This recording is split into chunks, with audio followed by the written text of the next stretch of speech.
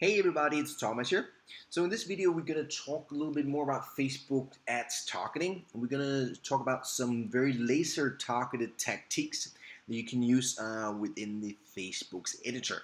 So as always, we're going to go click create an ad here, and then we go into the editor. So in this case, I'm just going to select page post engagement. Doesn't really matter because the idea with this video is to show you some features that lets you go in and put some very laser targeted ads.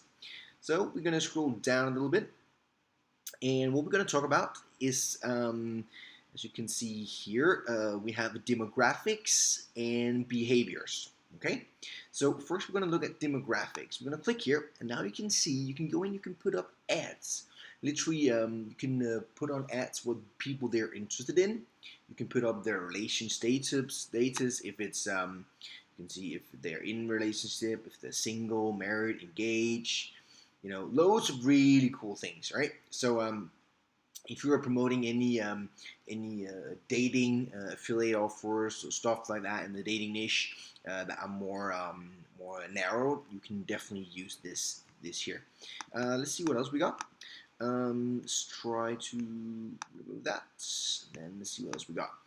You can based on education level and so forth, schools, work, job titles, employers, generation, parents, if you have something that's related to parents. So really cool stuff here for you to go in and put your ads up in front of the eyes of the right people that are more potential buyers for whatever you're promoting.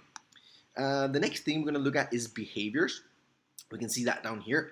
So if we click browse here in behaviors, you can get some ideas of what you can do. So you can put up ads specific to people who are console gamers, event creators, online spenders.